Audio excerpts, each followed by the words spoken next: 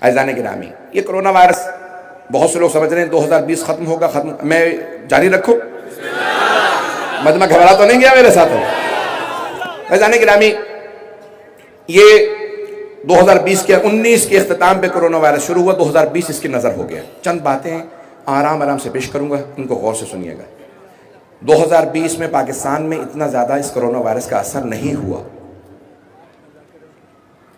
اور یہ کبھی کسی نے نہیں سوچا کہ پوری دنیا متاثر ہوئی، ہمسائے متاثر ہوئے، یورپ تباہ و برباد ہو گیا۔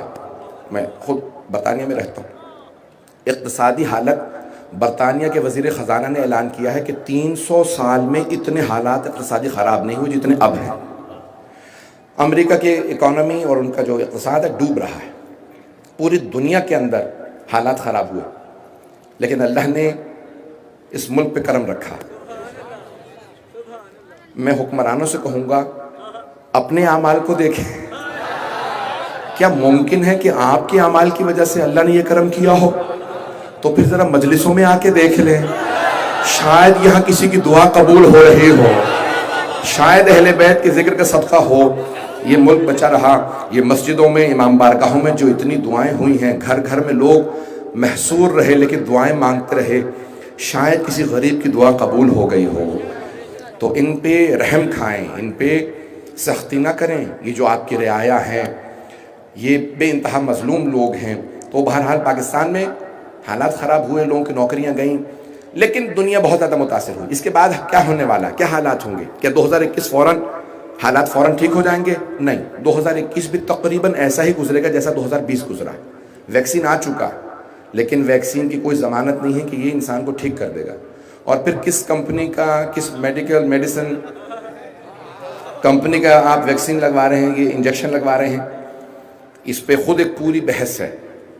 اور یہ پاکستان میں نہیں ہے، یورپ امریکہ میں جا کے دیکھ لیجئے، ہالینڈ کی 87,000 نرسوں نے انکار کر دیا، ہم گنی پگ نہیں ہیں، ہم یہ ویکسین نہیں لگوائیں گے۔ کبھی آپ سارے کرونا وائرسوں کی دیکھ بھال کر رہی ہیں، لگوا لیجئے سب کا، نہیں، یہ انجیکشن ہمیں نہیں لگے گا۔ جب تک ضمانت نہیں دیتے کہ اس کے بعد کرونا وائرس نہیں ہوگا تب تک ہم نہیں لگوائیں گے۔ کہ ضمانت کوئی نہیں دے سکتا، جب ضمانت نہیں دے رہے ہو تو پھر انجیکشن کس بات کا؟ یہ جتنی بڑی بڑی باتیں ہو رہی ہیں، تو یہ 2021 بھی انہی حالات سے گزرے گا۔ اقتصادی حالات اور بدتر ہوں گے۔ غریب ممالک کے اندر بہت سے کھانے پینے کی اشیاء خوردونوش، اس میں قلت آ جائے گی اور قیمتیں بہت زیادہ بڑھ بھی سکتی ہیں۔ میں کچھ سب باتیں نہیں کہنا چاہتا، نہ پریشان کرنا چاہتا ہوں، صرف آپ کو سکھانا چاہتا ہوں کہ اپنے آپ کو تیار رکھیں۔ نجات کی صرف ایک کلید ہے، ایک کنجی ہے، ایک چابی ہے، وہ ہے وابستگی محمد و آل محمد سے۔ ایمان کو تھامے رکھیں، اپنے ایمان کو مضبوط رکھیں۔ سنیں گے، برداشت کریں گے میں اور کچھ بیان کروں؟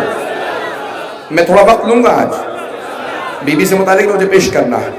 تو عزیزان گرامی، ابھی حالات اقتصادی، پھر اس کے بعد یہ سب کچھ لایا گیا ہے ایک نیا دنیا کے اندر نظام لانے کے لیے، سیاسی نیا نظام آئے گا دنیا میں اس کے بعد۔ اب وہ کب آتا ہے؟ اور نئی دنیا نہیں بنے گی، جو 20 30 سال 40 50 سال بعد ہونے والا تھا وہ آئندہ 5 سے 10 سال میں سب کچھ ہو جائے گا۔ یعنی جو دنیا میں اقتصادی تبدیلیاں آنے والی تھی، اکنامیکل چینجز، پولیٹیکل تبدیلیاں، جو دنیا میں سیاسی تبدیلیاں آنے والی تھی کہ آئندہ چین دنیا کے اقتصاد کا فیصلہ کرے گا، یہ سب کچھ ویسا ہی ہوگا جیسا پہلا ہونے والا تھا۔ پہلے 20 30 سال لگتے ہیں، 5 سے 10 سال میں سب کچھ ہو جائے گا۔ مجھے پوری طرح سے احساس ہے کہ سب لوگ خاموشی سے مجھے بہت غور سے سن رہے ہیں۔ ایک پوری سیاسی اقتصاد کے لحاظ سے اکنامیکلی بہت بڑی بڑی تبدیلیاں آئیں گی۔ میں کوئی لیکچر نہیں دے رہا ہوں، کبھی کوئی سیمینار موقع ملا تو پیش کروں گا۔ یہ نوٹ، کرنسی، سکے ختم ہو جائیں گے، کرپٹو کرنسی یا خود ڈیجیٹل کرنسی یا الیکٹرانک کرنسی آ جائے گی۔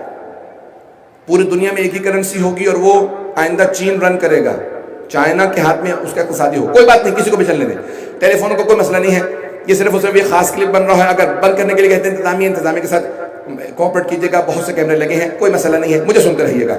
توجہ ہے میرے ساتھ؟ میں کی جاری رکھوں، بولتا رہوں اس موضوع کو۔ ایسا گرامی نئی کرنسیاں آئیں گی, یہ سب نوٹ وغیرہ ختم ہو جائیں گے, ایک کرنسی رائج ہوگی دنیا بھر کے اندر. آئندہ 5 سے 10 سال میں سب کچھ ہو جائے گا. 5 سے 10 سال میں یہ سب نئی کرنسیاں لے آئیں گے. چین ان کا, چائنا فیصلہ کرے گا. پاکستان کو ایک لحاظ سے فائدہ ہوگا کیونکہ اس کا الحاق اور اتحاد اب چین کے ساتھ ہے. جو حالات تھوڑے بہت خراب ہو رہے ہیں وہ پاکستان نے اپنا قبلہ بدلا ہے, مجھے پرواہ نہیں ہے. تو جو قبلہ و کعبہ تھا پاکستان کا وہ محترم امریکہ صاحب تھا, اور اب جو ہے وہ چین ہو جائے گا. تو اس کے بعد کچھ سیاسی تبدیلیاں آئیں گی. میں زیادہ پریشان کر رہا ہوں. اب پاکستان کو فائدہ ہوگا چین کے ساتھ ہونے کا. راہداری بنے گی پورے ملک کے اندر, سڑکوں کے جال بچھ جائیں گے, نئی ایئر لائنیں بھی آئیں گی, سفر بدل جائیں گے. چین نے کہا ہے کہ ہم پوری دنیا سے 1 روڈ 1 بیلٹ, ایک سلک روڈ کا جو تصور دیا ہے, ابرائے ریشم جو پوری سڑک بنے گی وہ بنائے گا. پوری دنیا میں بہت تیز ٹرینوں کا نظام لے کے آئے گا چائنا. آئندہ کاریں آہستہ آہستہ ڈرائیوروں کے بغیر چلیں گی. میں نے خود کئی ممالک کے اندر دیکھنا شروع کیا کہ کاریں آنا شروع ہو گئی. آٹونومس کار کہتے ہیں, آپ اس میں صرف ایڈریس ڈال دیں, پتہ ڈال دیں, پہنچا دے گی. آئندہ لوگ گاڑیاں خریدا نہیں کریں گے. بتاؤں یا چھوڑ دوں؟ خزانہ گرامی, آئندہ لوگ گاڑیاں نہیں خریدیں گے. جرمنی میں یہ ابھی شروع ہو چکا ہے. میں جب جرمنی گیا ہوں تو میں نے خود دیکھا ہے کہ آپ ایئرپورٹ سے اترے, ایک صاحب مجھے لینے آئے. میں نے ان سے کہا بھی سامان آپ نے لے لیا ہے؟ چل چل کے تھک گیا ہوں. کہاں جا رہے ہیں؟ کہا بھی گاڑی دور ہے. انہوں نے موبائل نکالا, گاڑی پہ لگایا, دروازہ کھل گیا. یہ کیا ہے؟ کہا مولانا گاڑی میری نہیں ہے, میں نے ہائر کی ہے, فون پہ کوڈ موجود ہے, لگایا ہے, دروازہ کھل گیا. اندر چابی موجود تھی, اسٹارٹ کی, الیکٹرک جو لگا ہوا تھا اس کے اوپر میٹر, اس کو فوراً اتارا, جس جگہ پہ مجھے لے کے جانا تھا وہاں اتارا, سامنے پارکنگ موجود تھی وہاں پہ گاڑی پارک کر دی. آئندہ لوگ گاڑیاں نہیں خریدیں گے, اس طرح سے گاڑیاں چلیں گی بغیر ڈرائیور کے. دنیا کے اندر ہر 10,000 میں سے ایک گاڑی کا حادثہ ہوتا ہے. آئندہ وہ چیلنج کر رہے ہیں ہر 10 لاکھ میں ایک گاڑی کا حادثہ ہوگا. پریشان ہو گئے؟ اب تھوڑا سا اور پریشان ہو جائیں. اور لوگ تنگ کنجسٹڈ آبادیوں میں نہیں رہیں گے, دور دور چلے جائیں گے. ابھی نئی جو ٹیکنالوجی آ رہی ہے, جو مختلف ایپس لائے جا رہے ہیں, جیسے زوم ہے, آہستہ آہستہ سب چیزیں, نوکریاں, ملازمتیں, سب کچھ کمپیوٹرائز ہو جائیں گی. لوگ باقاعدہ اپنے ایپ کے ذریعے, اپنے فون کے ذریعے, اپنے کمپیوٹر کے ذریعے, لیپ ٹاپ کے ذریعے اپنے سارے کے سارے کام کریں گے. پڑھائی بھی وہیں ہوگی اور تعلیم بھی وہیں ہوگی, نوکریاں بھی وہیں ہوں گی. بہت زیادہ 80% ایسی نوکریاں ایجاد ہوں گی جو ابھی نہیں ہیں آئندہ 5 سے 10 سال میں.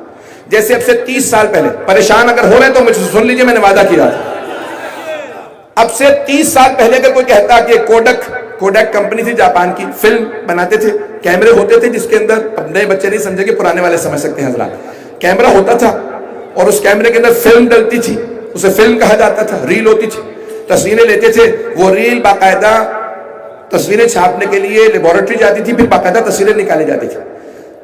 پوری دنیا میں 80-90% سے زیادہ ریلیں کوڈک کمپنی تھی جاپان کی, وہ باقاعدہ ایجاد کرتے تھے. کچھ اور کمپنیاں بھی تھیں, امیر ترین کمپنیوں میں تھی. 1996 میں بینکرپٹ ہو گئی, ختم ہو گئی, دیوالیہ, ختم. کیوں؟ ڈیجیٹل کیمرے آ گئے, فون آ گئے, سب کچھ ختم. آئندہ تصویریں لوگ فون پہ دیکھیں گے, کمپیوٹر پہ دیکھیں گے, چھاپیں گے نہیں, پرنٹ نہیں ہوں گے. یہ ایسے بہت سے کاروبار ختم ہو جائیں گے. اب ہر ملک کی کوشش یہ ہے کہ نئے نظام کے اندر میرا کچھ نہ کچھ کنٹرول ہونا چاہیے. بحث اس پہ نہیں ہو رہی ہے کہ نظام کیا ہوگا, اس نظام کو چلانے والا کون ہوگا. اب تک لوگ کہتے رہے بھئی ایک دنیا کے اندر خدا ہے, اس خدا کا نام امریکہ ہے. تو امریکہ اپنے آپ کو خدا مانتا تھا. یہ جملے پیش کر رہا ہوں, میں کبھی سیاسی گفتگو نہیں کرتا. آپ کہیں گے ایک ہی دفعہ میں اتنی کر دی ہے کہ پابندیاں صحیح لگی ہیں. تو عزیزان گرامی, پرانے زمانے میں تھے نمرود, فرعون, وہ کہتے تھے انا ربکم الاعلی. قرآن اٹھا کے دیکھیے, اپنی زبان سے کہتے تھے انا رب, میں تمہارا رب ہوں, پالنے والا ہوں. اب کہتے نہیں ہیں لیکن حرکتیں وہی ہیں جو فرعون کی تھی. ہمیں نہیں مانو گے تو ڈرون سے حملہ کریں گے, ایٹم بم کی دھمکی دیں گے, نہ جانے کیا کچھ ہوگا. اب یہ سارا ایک نیا اقتصادی نظام آ رہا ہے دنیا کے اندر, سب چیزیں تبدیل ہو جائیں گی. بس میں اسی پہ اکتفا کروں گا, شاید میں نے بہت زیادہ پریشان کیا.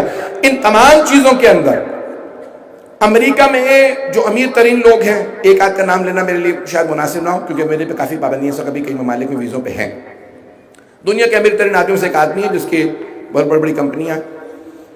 پچھلے 20 سال سے وہ اور اس جیسے لوگ بحث کر رہے ہیں کہ دنیا کی آبادی کبھی بھی 7 ارب سے زیادہ نہیں ہوئی.